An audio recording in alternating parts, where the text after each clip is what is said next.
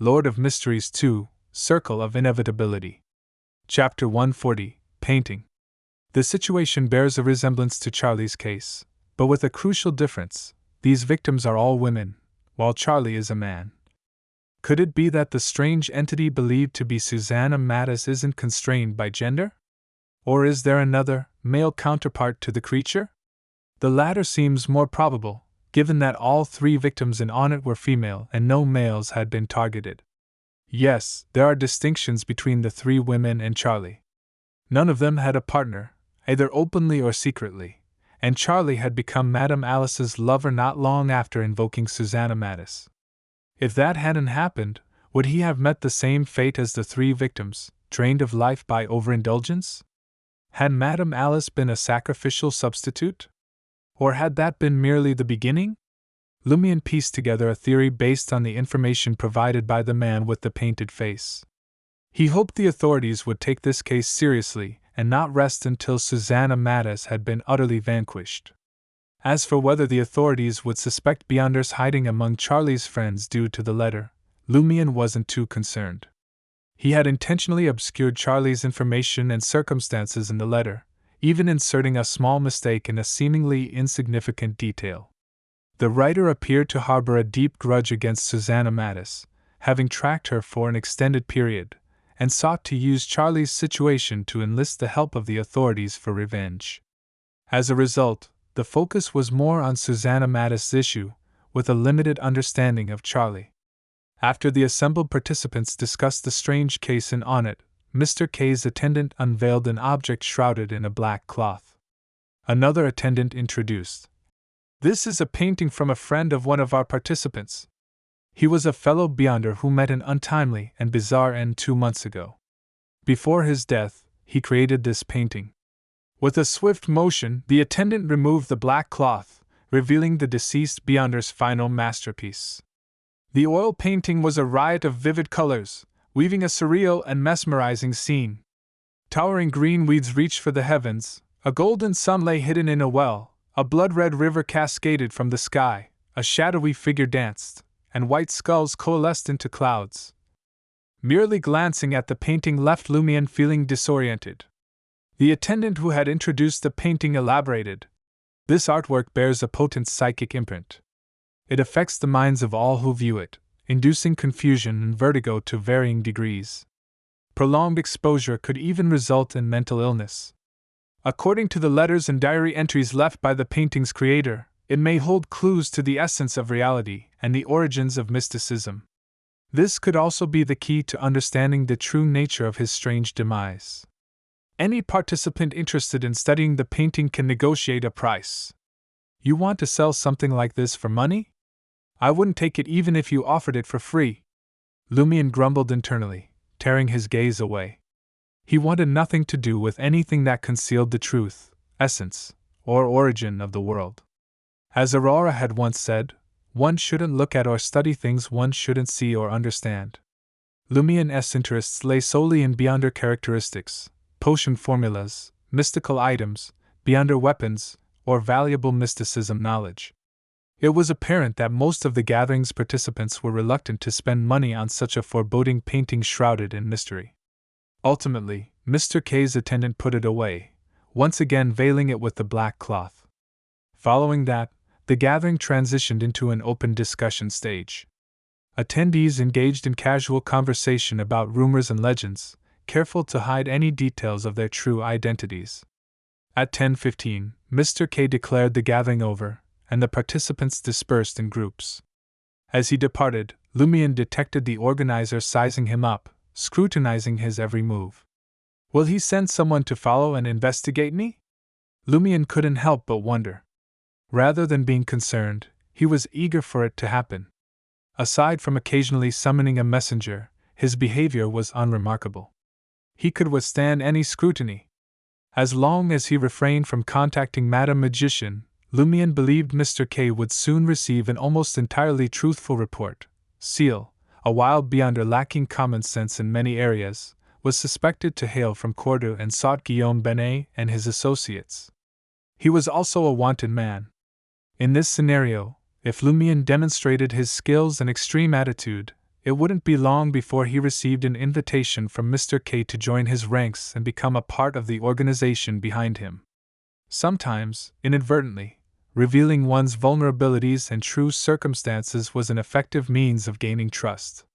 With that, Lumiere and Asta found a concealed corner at 19 Rue Shear, where they removed their disguises before returning to Le Marquis du Quartier du Gentleman. As he made his way towards Rue Anarchy, Lumiere's brow furrowed in confusion. He hadn't noticed anyone tailing him. Is it because Mr. K has no plans to investigate me, or had the person shadowing me been so skilled and uniquely gifted that I had failed to detect their presence? Lumiere pondered the possibilities but ultimately pushed them to the back of his mind. In any case, he wouldn't fear an investigation, unless Mr. K was in league with the poison spur mob. Upon entering Aubert's du Coq d'Or, Lumiere noted that he was still early. He crossed the now pristine lobby and descended into the basement bar. Before he could take in the scene, Charlie's exuberant voice reached his ears. "Can you believe it?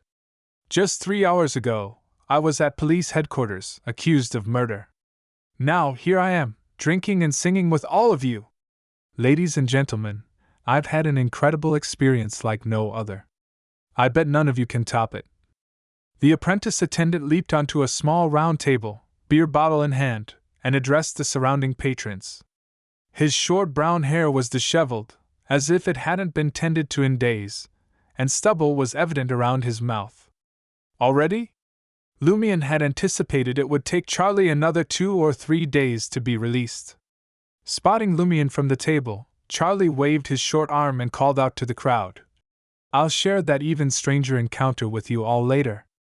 Donning a linen shirt and black pants, he hopped off the table and jogged to the bar counter, beer bottle in hand.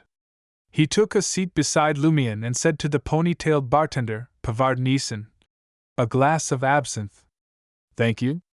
Turning to Lumiere, he said, "This one's on me." Lumiere accepted the offer with a calm smile.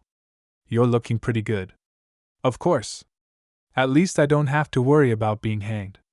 I'd hate for thousands to gather around me as I die, considering how nobody cares about me when I'm alive," Charlie said, relief evident on his face.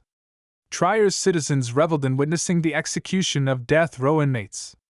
Whenever someone faced the gallows or a firing squad, the streets would overflow with onlookers.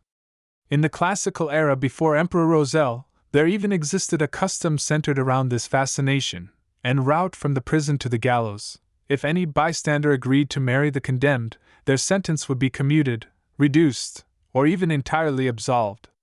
"Are you completely fine?" Lumiere inquired further. Charlie took a swig of beer and scanned the room. Lowering his voice, he said, "I can't divulge the specifics.